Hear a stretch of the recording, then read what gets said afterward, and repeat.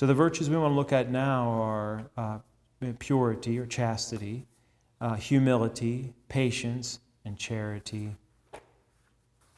When we reflect on chastity, this was something that was so beautiful for our Lord. St. Bonaventure says that Christ appeared as a lily to the world because from his birth, through the whole time of his life, he was like the lily in his purest chastity, his perpetual purity. The Canticle of Canticles 6, verse 1 says this, "My beloved is gone down into his garden, to the bed of aromatic spices, to feed in the gardens and to gather lilies. To my beloved and my beloved to me, who feedeth among the lilies." Lilies are always a sign of purity because they're so beautiful, and you'll see them. They're just very beautiful flowers. But whenever we see the lily, also the fragrance that comes from it. When you see the lilies, and then there's actually there's a ritual for the Feast of St. Anthony, and in that ritual, you give all the friars a blessed lily. It's very powerful. You give them this blessed lily, and they take the lily back to their room, and they're to contemplate that lily and the purity of life that they're supposed to have in imitation of our Lord and of St. Anthony. It's a very beautiful, very powerful, but it's difficult when you got to, we had like 70 guys there. It's hard to come up with 70 lilies. We did do it once. We had somebody, we didn't have 70 at that time. We had about 30 in one of our seminaries, so we were able to do it. So chastity is a great virtue, is what St. Bonaventure says. Ecclesiastes, no price is worthy of a continent soul. Ecclesiasticus 26:20.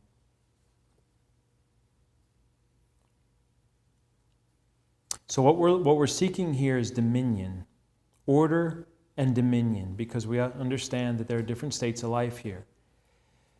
So we have to approach chastity, which we're all called to. We're all called to, well, not chastity, but at least continence. We're called to purity according to our station in life. So we're seeking order. We're seeking dominion of the flesh. In marriage, donation and selflessness for charity's sake. It gives it a higher reason, especially the marital duties and things like that.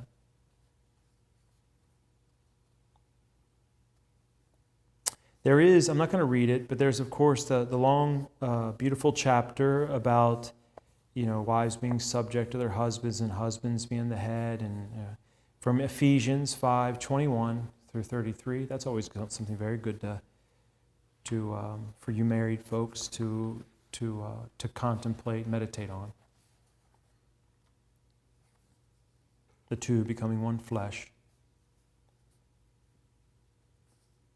Remember, even in that, there's sacrifice, because oftentimes there's a lot of strife especially later in marriage, because the women no longer are interested in that kind of stuff as much, and the men, it never goes away.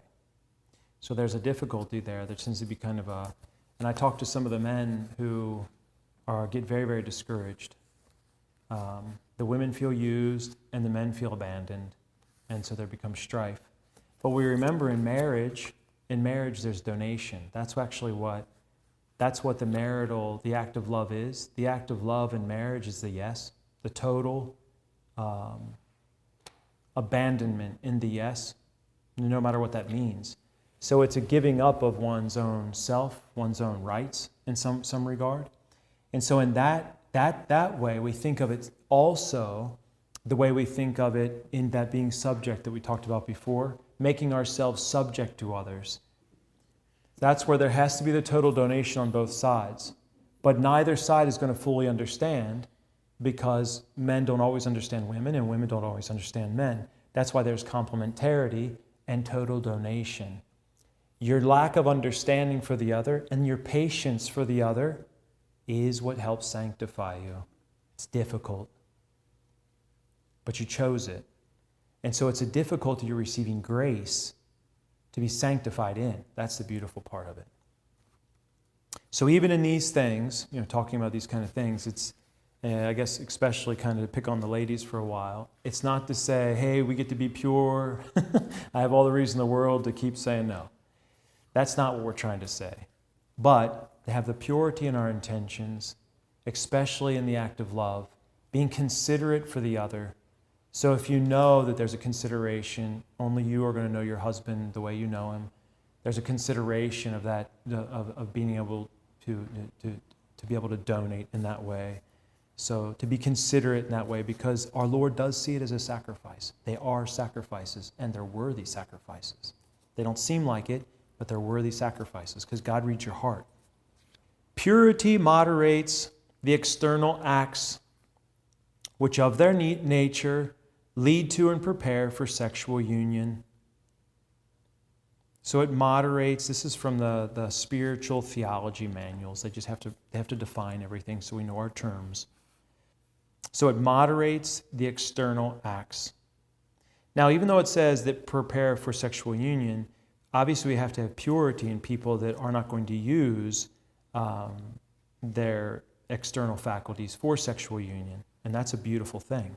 It's a beautiful thing to deny oneself these things, even when they're lawful. This is why St. Paul even encourages married couples to mutually, it isn't just a free ticket for the ladies, it's mutually agree on an amount of time where you can practice this purity and live in this kind of pure environment where we're not thinking about it. It helps the mind. It should help the mind be a bit more purified. Purity is directed to chastity, not as a distinct virtue, but as it pertains to certain circumstances related to chastity. Purity, like all the parts of temperance, that's what it is, temperance, must be judged according to the rights and duties of one's state in life, according to the dictates of right reason illuminated by faith. This is the important thing, right? Right reason illuminated by faith. Right reason illuminated by faith. When we think about the war against purity, that is, if we're not careful with our senses, Brother Ass wars against our intention for purity. We have to be very, very careful. It's a very fragile vessel that St. Paul calls our body. And not for everybody, but what they jokingly say, there's cardinals and everybody, they always say, that at least for men, the problems with purity, at least the temptations to it and the battle with the flesh, it ends, several days after the man's died. And so it's just the way it's the way it is. So, and the greatest of saints have battled with this in very, Benedict. We'll look at it here. I think I have some quotes I'll read from this book. Benedict, St. Francis, St. Anthony of the Desert. Goodness gracious, the demons had these, a real presence of women, kind of like these nude harlots would come into his cell and things like that. Horrible temptations, and he beat all of it. So we war against, the way purity wars against us, the way we war against these temptations is we have to have custody of our eyes and our other senses. We have to mortify our appetites. That is, even with food. There was an instance where that lady, I forget what her name was, the Hildebrandt, Alice Hildebrandt. She went somewhere to give a talk at like a seminary. And maybe one of you even told me, I can't remember, but she went to give a talk at a seminary. And when she first got to the seminary, they're walking her in and they're talking to her or whatever. And she saw a bunch of snack machines at the seminary, snack machines. Now, that's normal at a college and stuff like that, but at a seminary. So she saw them and she said, you must have a problem with chastity here. You must have a problem with impurity here. It's like, she hit the nail right on the head. Lady knew her theology. Because there's a problem with mortification. They're eating in between meals. I'm hungry, I'm going to go get a snack. I'm going to satisfy my appetite right now, right now, right now, right now. The body gets an urge, satisfy it right now. You have to weaken the body, like we said. You have to weaken it, especially because some of the most powerful passions we have are the passions to lust. We have to fight. We have to weaken our body so it doesn't have the strength to. We do that through temperance, especially in food. In the religious manuals from maybe more years past, they would even talk about not using, St. Bonaventure writes about not using too much spice because they thought that riled up the men's passions. So they were very even particular on what kind of food and things like that they could eat. So sensorial gadgets, which operate on the lower faculties, those phones with all their colors, with all the flipping around, with everything changing all the time, that agitates the passions. It really does. And it can get people to where they're all agitated inside and they feel like the release has to be sexual, right? It agitates the passions. Those sensorial gadgets.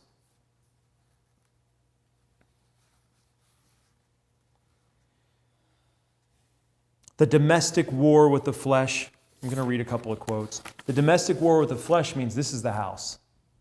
This is the domestic war. Internally, right? I didn't get to pick through this, but I'm just going to try to read you a couple here.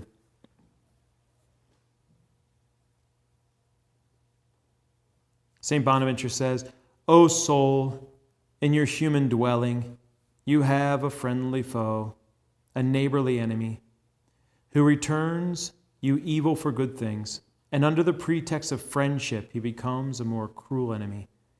With due reverence to your body, this enemy is your flesh, weak and unhappy, yet sweet and lovable to you. When you pamper your flesh, you are arming your cruelest enemy against yourself. When you adorn your body with fine and fashionable clothing, you are despoiling yourself with the interior adornment of virtues. No plague can harm you more effectively than this friendly enemy, for it happens through the medium of human sensuality that the flesh inclines the soul to evil, even without the devil's prompting. The world, the flesh, and the devil. These are our three enemies. I hear people, they blame everything on the devil. And I just look at them and be like, are you joking? You don't blame somebody else. The world, the flesh, that's you. The world, the flesh, and the devil. Concupiscence is a fever which infects every son of Adam and begets all evil. Lust is like a fever which makes a man restless, now by heat, now by cold. Concupiscence, or perverse lust, is like a fire, and the evil thoughts, carnal affections, earthly and filthy delights ever feed this fire. Sometimes lust so inflames the soul of man that he seems to be entirely in a furnace. That's what we're up against. Of course, and they give examples of St. Benedict who, he was going to leave. St. Benedict almost dropped his vocation as a hermit out in 𝐂𝐿𝐃𝐄. It's outside of Rome. He fled Rome because it was so sensual. He fled Rome. And then he went to the mountains there outside of Rome in 𝐂𝐿𝐃𝐄, and he almost fled there because the temptations to the flesh were so grave, until he threw himself in a sticker bush. Those sticker bushes are still there, the rose bushes. And he did it to stop and he overcame himself. St. Francis, same thing. St. Francis, you've heard me say it before, he threw himself into the snow, he built that little snowman family. What he did was, so he's scourging himself. St. Francis scourging himself, it wasn't getting any better. So naked, he flies out into the snow, he's in the snow, and he builds this, naked, he's in the snow, and he builds this family, it's like a wife. He built himself a snowman wife, and then he built himself a couple of kids, and then he just started mocking himself, saying, now take care of them. Feed your family. Naked man in the snow, feed your family.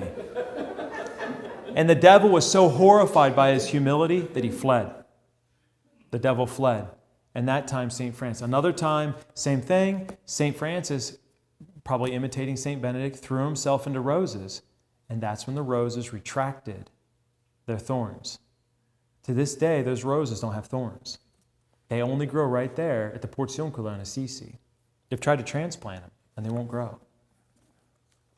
Humility. Just to end that note on the chastity, the purity, what it means is to be diligent with your flesh, not to give it room. Be careful with the things that are called luxury, like we talked about in the last conference. Don't pamper yourself. The world says pamper yourself. You deserve it. You don't deserve anything. You deserve to go to hell.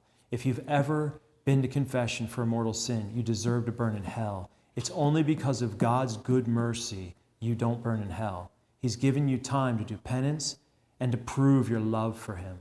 Now do it and protect yourself from falling again. If you do, trust in His mercy, but strive not to. That's the point. Humility. Learn of me because I am meek and humble of heart, says our Lord in Matthew 11. To be meek, says the moral theologians, or the spiritual theologians, to be meek is to moderate anger in accordance with right reason. Poverty and meekness are neighbors, since poverty and lowliness compels towards meekness, just as being rich and proud to impatience and being quarrelsome. Does that make sense? So by being poor, we tend towards being meek because you don't have anything. You don't have any power. But once you have power, you tend to explode in other people's presence because you can. You can step all over them because you have power. And we tend to be quarrelsome because what does it matter to me? If they don't like what I'm saying, they can leave. I have all that I need. But when you're weak and you're poor, you can't afford to have people against you. You need everybody because you're weak and you're poor. You don't have power. Does that make sense? But that's contrary to our culture. To be meek and to be humble is to be weak. You're weak. You're only inviting people to step on you. Stand up to Him. Well, our Lord was meek and humble of heart. He said to be like Him. And this is, I'm telling you, that's what it is. It's to moderate our anger according to right reason. St. 𝐂𝐿𝐿, I have two quotes from St. 𝐂𝐿𝐿. A man cannot be meek unless he first be poor in spirit. There cannot be, I think this is St. Bonaventure, there cannot be a calm sea unless the winds are stilled.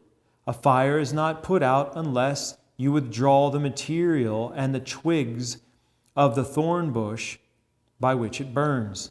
So too, the mind will not be meek and quiet unless the things which excite it and inflame it be put away.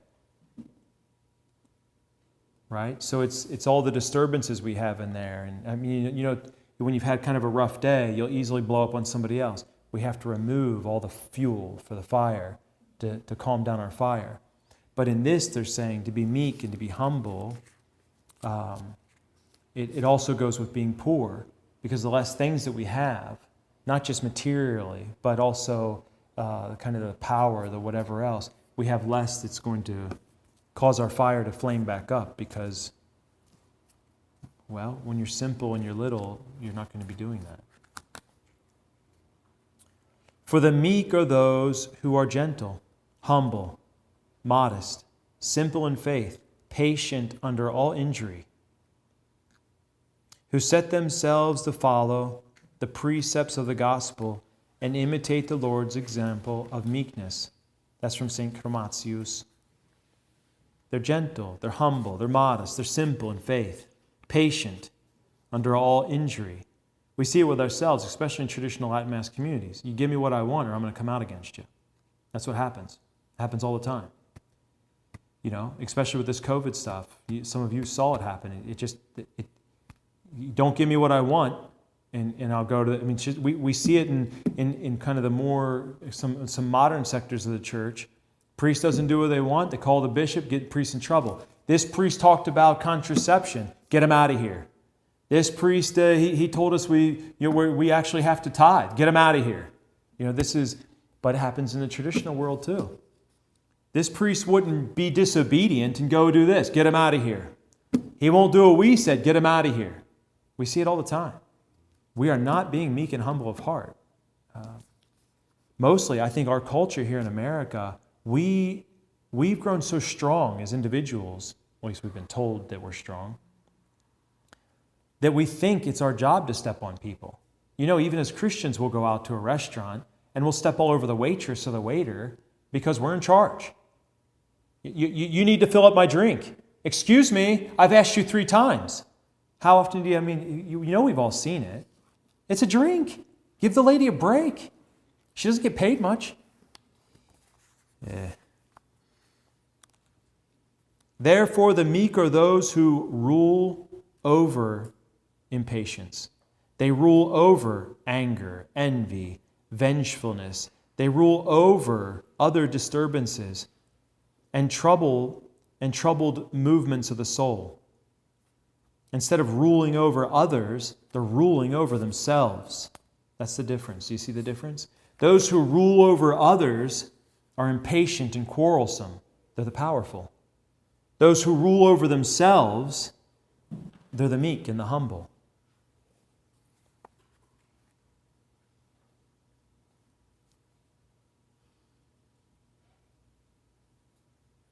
And those who do not murmur against God when He permits adversity.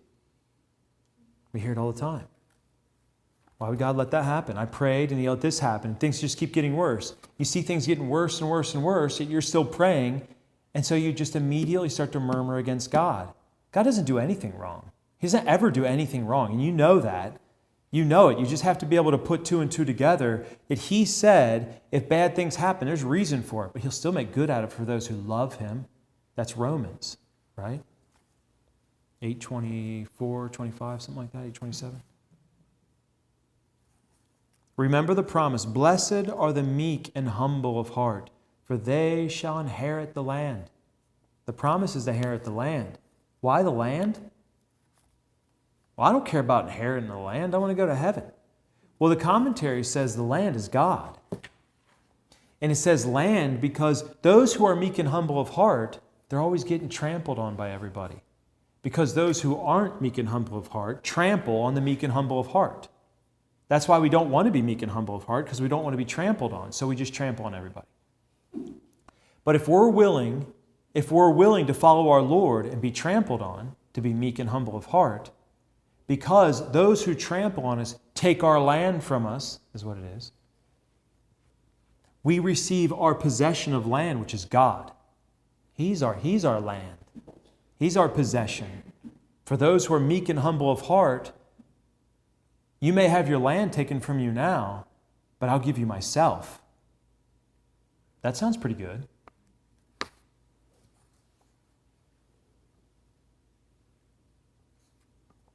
Possession of God in the kingdom is what they say. A stable and permanent possession.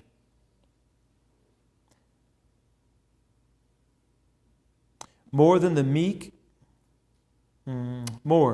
that the meek are peacefully possessed by God. So we will possess a stability in the kingdom of heaven, but we will be possessed by God. Because the meek and the humble resist God in nothing. You see, we were talking about if we're not meek and humble of heart, we're murmuring against God. Someone who's meek and humble of heart, they'll let God do anything He wants to them. Any adversity, any difficulty, any suffering, any pain, anything, whatever you want, I'm here for that. Because of that, that's being meek and that's being humble. By letting God do with you as He pleases and you cooperate and you're okay with it, you receive Him as your possession because you already gave yourself to Him. But that's for the meek and the humble of heart.